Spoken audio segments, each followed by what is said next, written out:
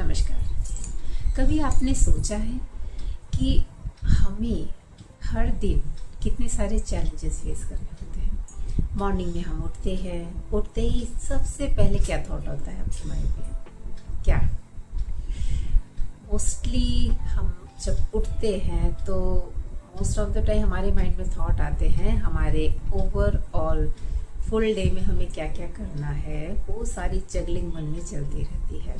और कुछ लोग उठते हैं तो अपने उस पुराने थॉट के साथ जो वो अपनी लास्ट नाइट में लेके सोए हुए होते हैं उस थॉट के साथ उठते हैं।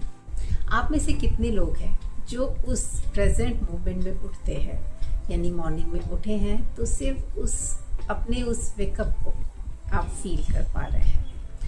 कितने लोग उठते हैं तो सबसे पहले उठ के लंबी गहरी सांस लेते हैं, अपने ईश्वर को धन्यवाद करते हैं कि उन्हें आज का ये दिन मिला जिसमें वो कुछ बहुत ज़्यादा प्रोडक्टिव कर सकते हैं, कितने लोगों को खुशी दे सकते हैं और कितनी जगह कितनी अपॉर्चुनिटीज़ उन्हें मिलेंगी जिसे वो ग्रैब कर सकते हैं और जिसके थ्रू भी वो अपने आपको भी खुश रख सकते हैं और खुद को खुश रखेंगे तो आप सामने वालों को भी आराम से खुश रख लेंगे।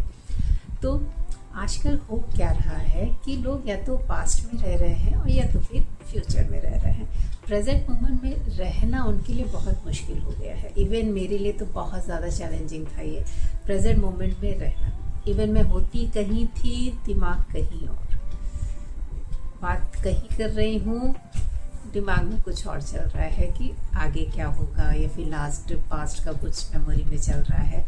तो इतनी जगलिंग होती थी मेरे माइंड के साथ। लेकिन धीरे धीरे धीरे धीरे कोशिश करते करते करते करते आज कम से कम अब मैं प्रेजेंट मोमेंट में रहना सीख गई। और धीरे धीरे जैसे जैसे आप प्रैक्टिस करते जाएंगे वैसे वैसे आप प्रेजेंट मोमेंट में रहना सीख जाएंगे। एक दिन में नहीं होगा, लेकिन हम धीरे करते रहेंगे तो एक दिन ऐसा ज़रूर होगा। कहते हैं ना, एक एक दिन करते करते जैसे बूंद बूंद से सागर बनता है, वैसे ही हम थोड़े थोड़े भी अगर प्रयास करते रहेंगे तो एक दिन सक्सेस ज़रूर मिलती है। तो ऐसा ही कुछ हुआ मेरे साथ ही। फाइनली मैंने जब अपना योगा का कोर्स किया, मैंने उसके साथ अपना डाइटिशियन का कोर्स किया, तो मैंने अपनी डाइट इम्प्रूव की। योगा से फुल योगा अपनी बॉडी की स्ट्रेचिंग कर करके बॉडी की इतनी ज़्यादा रिजिडिटी थी मेरी बॉडी में, वो स्लो करके धीरे धीरे निकलती गई। और फिर योगा में तो हम अपनी योग निद्रा करते ही थे, ब्रीदिंग एक्सरसाइजेज प्राणायाम करते ही थे, लेकिन उसके बाद मुझे कुछ कमी महसूस हुई। तो फिर मैंने मेडिटेशन का कोर्स किया कि प्रॉपर मेडिटेशन हम कैसे कर सकते हैं। बिकॉज मेडिटेशन करते समय हमारा जो माइंड है ना, हमारा जो मन है, वो जाने हवा में कहाँ कहाँ दौड़ा करता है, तो उससे ज़रा एक जगह पे लाना बहुत मुश्किल होता है। कोई परेशानी वाली बात नहीं है, आप भी आराम से कर सकते हैं। स्टार्ट में हर किसी को प्रॉब्लम होती है, तो स्टार्ट में हमें केवल एक पोजीशन में एटलीस्ट बैठना होता है। एक पोजीशन में आप बैठिए, कुछ देर के लिए बैठे, इससे आप में डिसिप्लिन आएगा कि हाँ इतने टाइम के लिए हम बैठ सकते हैं। स्टेबिलिटी आएगी, एटलीस्ट आपकी सिटिंग में आएगी, और वो सिटिंग से आते आते धीरे धीरे आपको मेंटल स्टेबिलिटी आएगी। तो मेडिटेशन के टाइप्स तो बहुत सारे हैं, तो उसमें से आप क्या कर सकते हैं उस हिसाब से आप मैनेज करिएगा।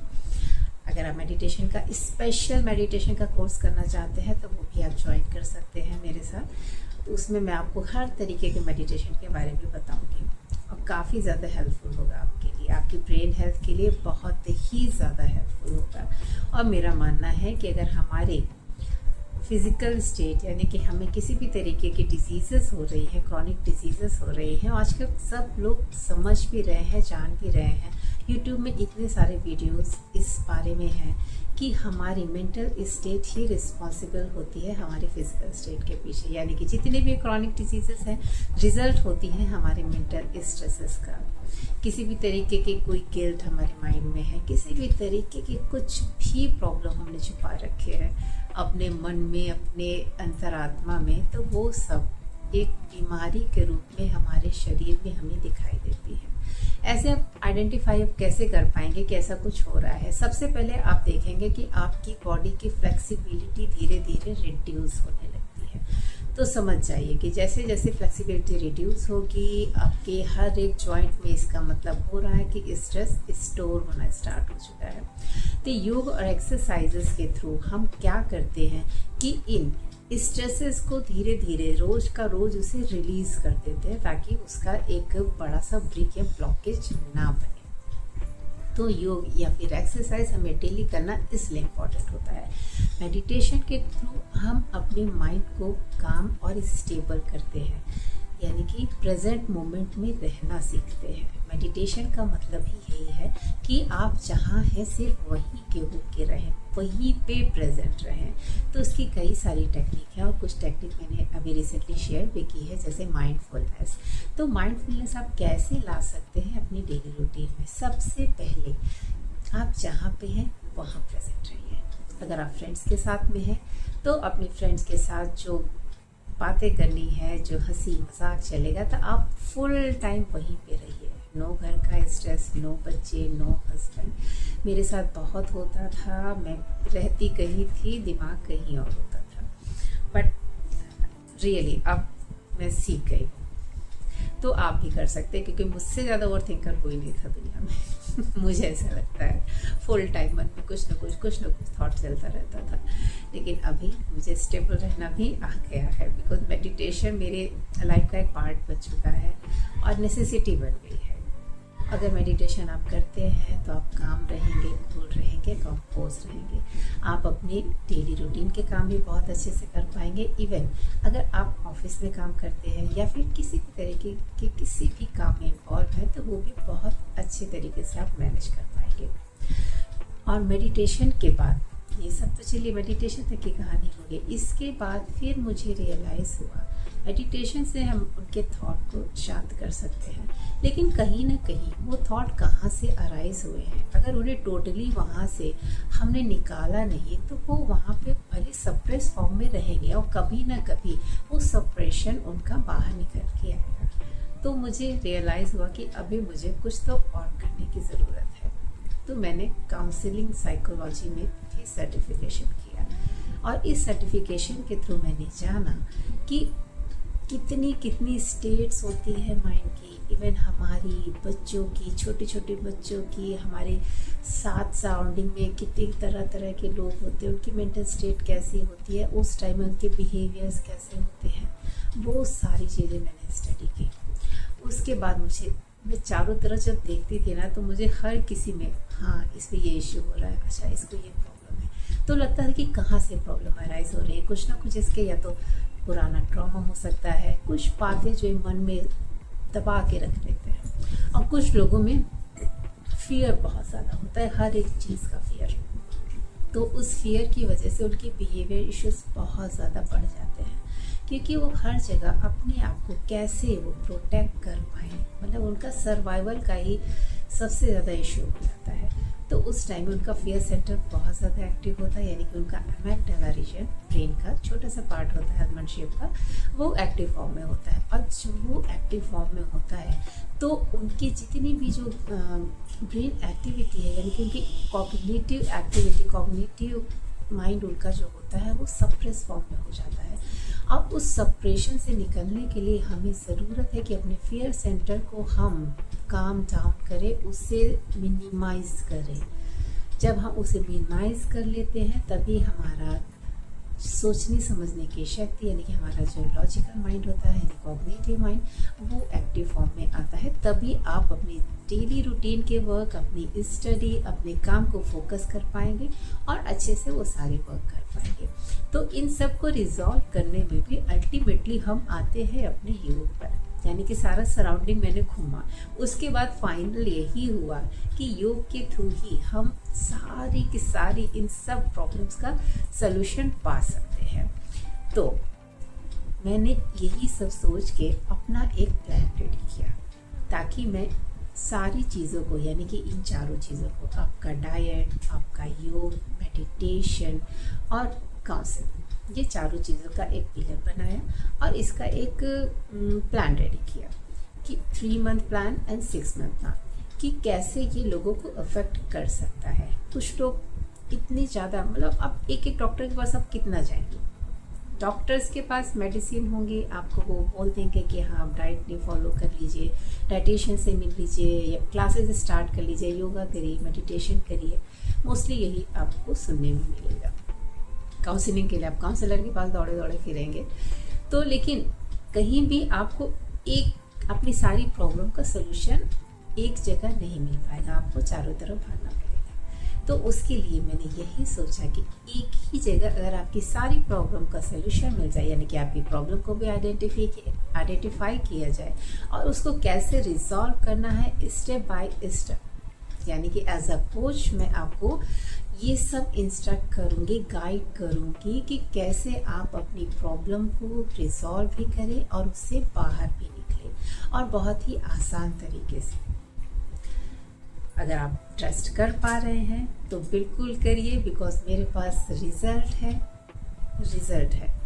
एक 75 ईयर ओल्ड लेडी जिन्हें इतने ज़्यादा हेल्थ इश्यूज रहे हैं, उनका मेडिकेशन चल रहा है, बिकॉज अभी काफ़ी टाइम से मेडिकेशन स्टार्ट है तो वो स्टॉप नहीं कर सकते, लेकिन उस मेडिकेशन के बाद भी उनकी हेल्थ इम्प्रूव नहीं थी। इवन वो इतनी ज़्यादा क्रिटिकल स्टेट में पहुंच चुकी थी कि वो आईसीयू में 2-3 दिन तक रही हैं। उसके बाद उनके बॉडी मूवमेंट पूरे तरीके से स्टैग्नेंट हो गया था। तो उस टाइम पे योग, काउंसलिंग और थोड़ी बहुत डाइट जो उन्हें दी जा सकती थी, उन सब के थ्रू उस टाइम पे मैंने काउंसलिंग कोर्स नहीं किया था, लेकिन लोगों को कैसे हैंडल करना है, आई डोंट नो, गॉड का ग्रेस है कि मैं उन्हें कर पाती थी, उन्हें समझा पाती थी, उन्हें मोटिवेट कर पाती थी, जिसके थ्रू वो धीरे धीरे डे बाय डे इम्प्रूव करती गई और वो अपने पैरों पे खड़ी भी हुई। उनका जो वोकल कॉर्ड है, यानी कि उनका जो आपका इसोफेगस एरिया है, इसोफेगस एरिया है, वो उनका पैरालाइज हो गया था।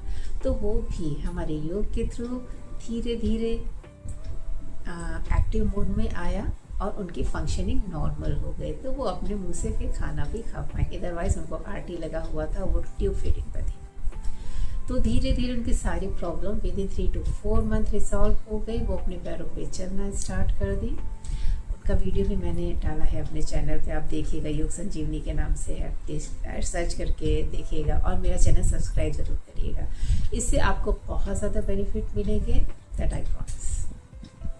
तो इतने सारे चीज़ों को देखने के बाद तब मैंने सोचा कि कितने लोग हैं जो इन सब प्रॉब्लम से कितना ज़्यादा टॉलरेट कर रहे हैं। तो उन सब के लिए ये एक सिंपल सोल्यूशन है, जिन्हें एक जगह मिलेगा, कहीं इधर उधर जाने की ज़रूरत नहीं है। सिर्फ अपने लाइफस्टाइल, अपने फूड हैबिट और कुछ एक्सरसाइजेस और मेडिटेशन इंक्लूड करके भी वो अपनी लाइफ को बहुत ही स्मूथ बना सकते हैं और आगे आने वाली फ्यूचर में होने वाली जितनी भी प्रॉब्लम्स है उनसे बहुत इजीली अभी से उन्हें बाहर कर सकते हैं।